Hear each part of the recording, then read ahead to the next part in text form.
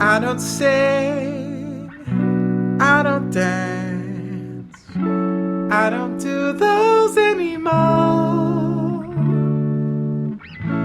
Anything I don't show, you won't try here anymore.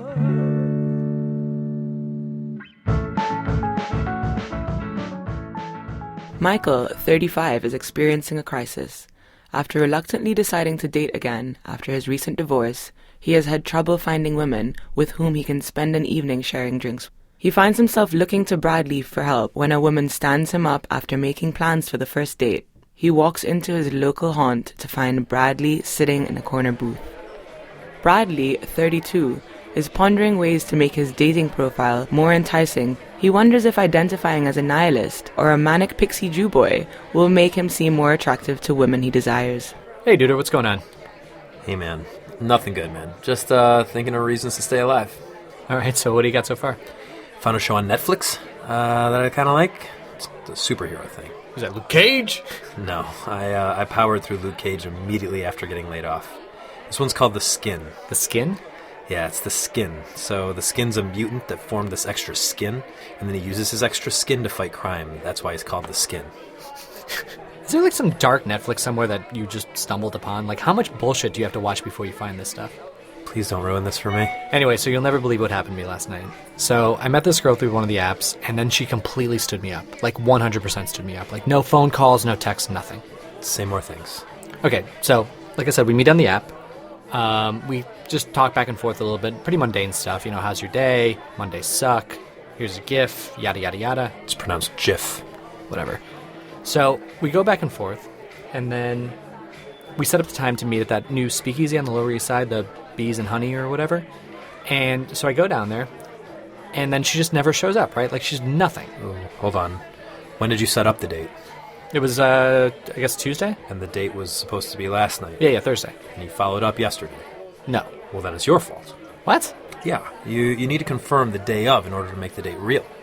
That's bananas, man. So you're saying otherwise, like, the date's just not a thing? But we made all the plans on Tuesday. But Tuesday doesn't matter. If you don't confirm the day of, it doesn't mean shit. Ugh. All right, so fine. So I've got a date tonight. So you're saying I should text her and confirm? Yeah, do it now.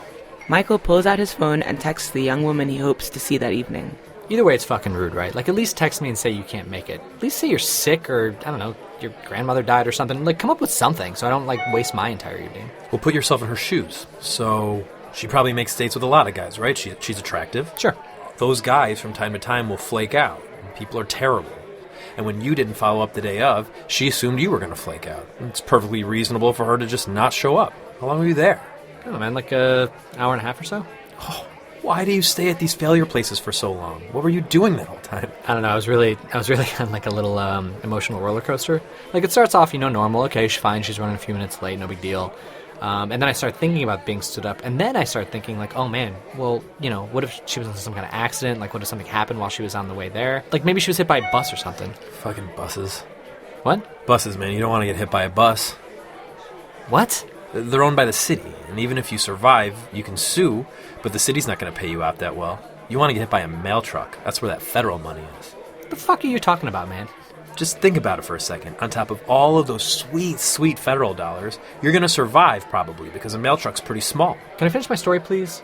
Okay, so I weigh the odds that she's dead, and I figured that can't possibly be true. I don't see why it can't possibly be true, but you seem pretty into the story, so continue.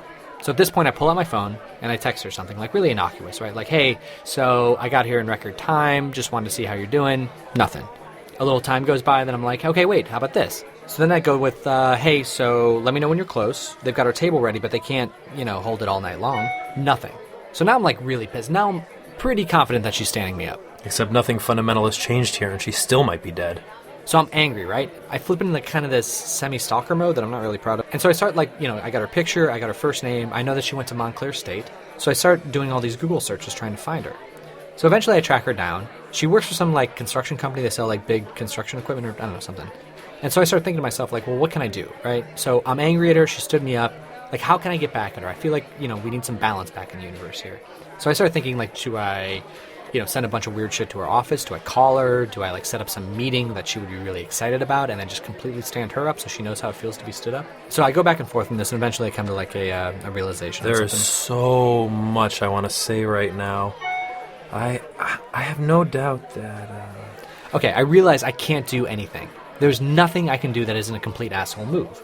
Basically, everything I do can be traced back to me. And then I become the center of some, think piece that she posts online somewhere. I just have to sit here and take the fact that someone can completely disregard me as a human being, and I can't do a damn thing about it.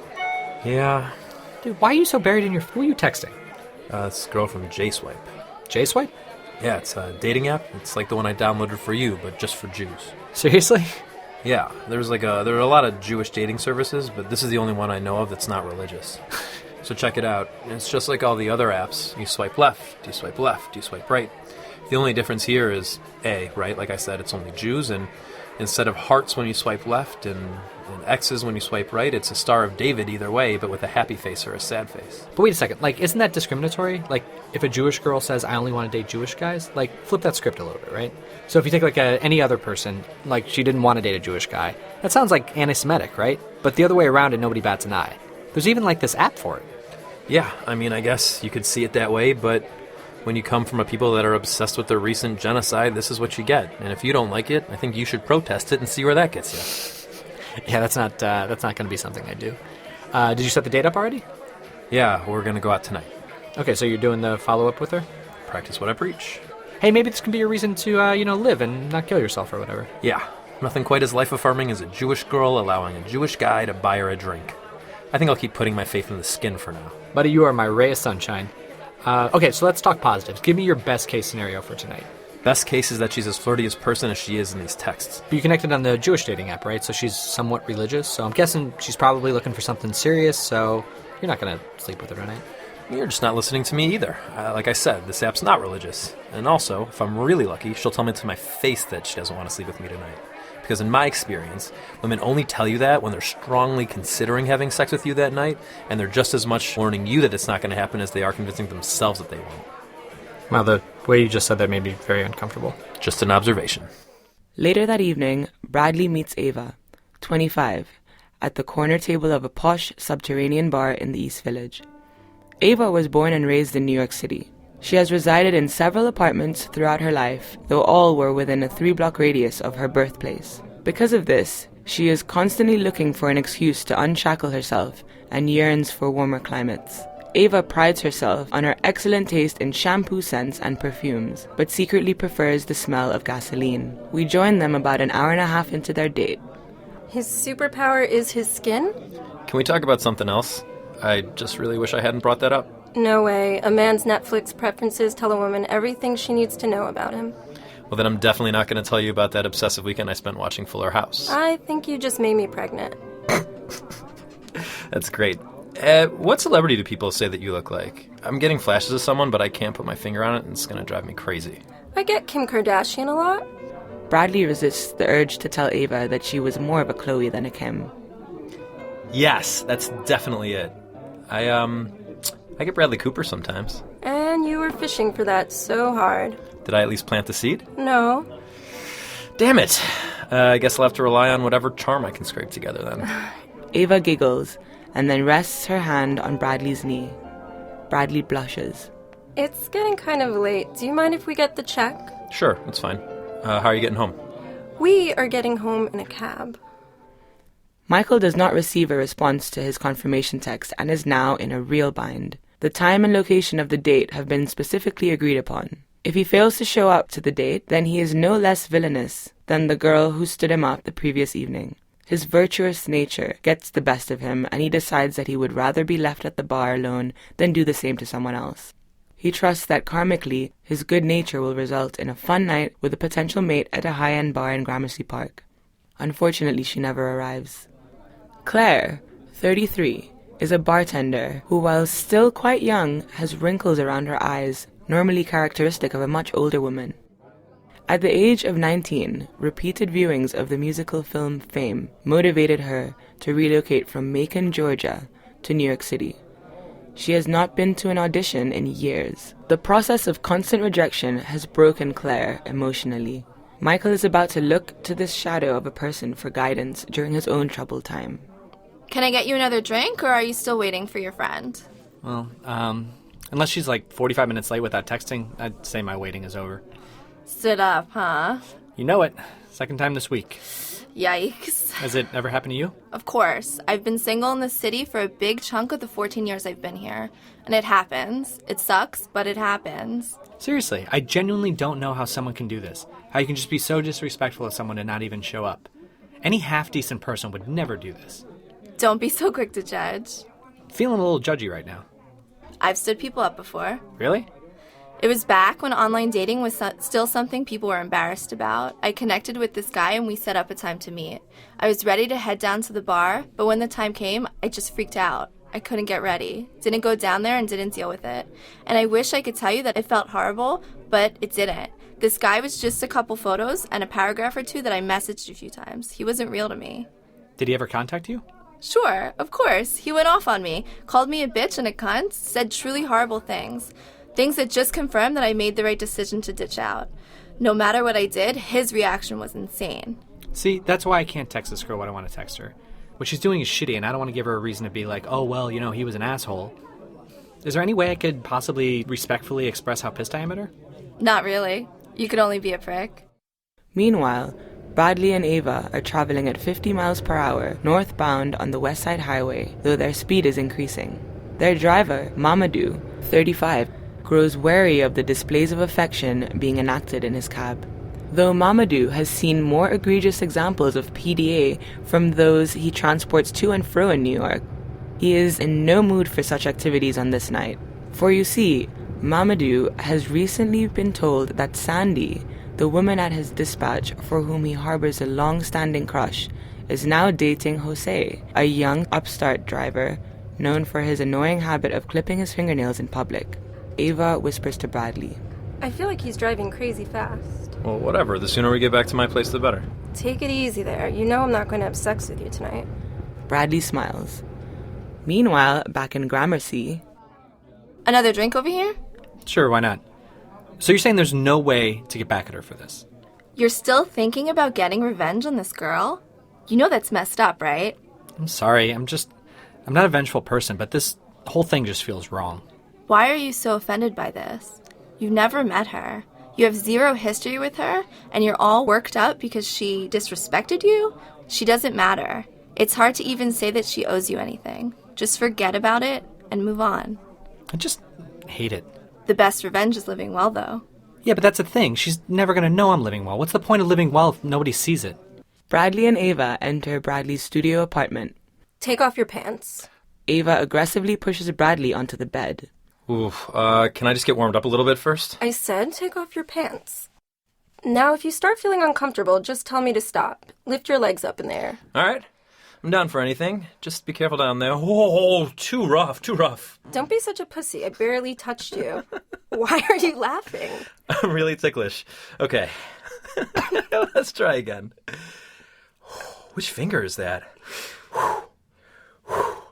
Okay, actually feels kind of... Is that your tongue? Damn! Bradley's mind drifts off as he experiences a sensation he'd only imagined previously. His ecstasy is short-lived, however, as Ava has bigger plans for the two of them. She stands up on the bed and begins tugging off her tights. Okay, you've had enough fun. Now it's my turn. You might want to put a towel down, though. I'm on my period. What? I'm not going to do that to you while you're on your period. Like hell you're not. I just licked your hairy ass. I thought you said you were down for anything. Bradley turns on the lights and looks at Ava. All of his drive to continue this tryst begins to drain away. I'm just not comfortable doing that. I'm down for anything else, though. Okay, then come over here and fuck me. Wait, were we not just talking about fucking? That's what I don't want to do to you on your period. What were you talking about? You going down on me? Oh! Listen, you know how when you sleep with someone too soon and you lose your desire to have sex with them again? Sure, but we haven't had sex. Right. But I'm just thinking that getting my butt licked sort of kicked that into hyperdrive. Also, I just think maybe I'm not the kind of guy who's going to be able to satisfy someone like you. Are you fucking serious? There's no way you're this much of an asshole. Actually, you're not even an asshole. You're just a small, lousy excuse for a man. Ava stares at Bradley for a moment, then swiftly dresses herself, throws on her shoes, and storms out the door. Bradley stands in relief for a moment. Then a dark feeling creeps over him. He wonders if Ava is right. Is he a small, lousy excuse for a man? What motivates him to bring women home that he clearly has no intention of pursuing seriously? And at that, if he brings a woman home for a fling, why shouldn't he let it play out to its most extreme end? But before he can give it another thought, fear grips him as he hears Ava's shoes pounding against the stairs leading up to his apartment door. What could Ava have in store for Bradley now? Emotionally exhausted from his own neurotic worry, he could not stand another verbal lashing from a would-be lover. Listen, I'm sorry, but... Save it, pussy. I forgot my jacket. Michael leaves the bar and heads home. The crisp evening air refreshes him and realigns his brain. During this return journey, he formulates a plan. It's simple but requires commitment. He decides that he's in it for the long haul. It begins with 2 texts. Hey there, Ellen. Hope you got home safe and sound. Thanks again for the wonderful evening. Would you be down for checking out that art opening this Friday? There's no response. Michael delays for 11 minutes before typing the second text. Ha ha, ha ha ha. Deal. I will see you then. Sweet dreams. Michael is pleased with himself. Too Old to Date was created by Mike Tanzillo and Brad Garoon. This episode was written by Brad and Mike with production assistance from Toby Singer. Our theme music is Loveless by Go-Go Ghost. Stalk us on social media at Too Old to Date. If you have questions, comments, or the unbearable desire to be an angry troll, email us at info@toooldtodate.com. Want to share your dating stories? Give us a call at 718-559-1040 and leave us a message with your story. If we get really good ones, we'll play them on the show. For more info, visit toooldtodate.com. And while you're there, consider leaving a donation. It will help us make more shows, pay for more dates, and maybe give the narrator a raise. Darkest night, and we will glow in our place.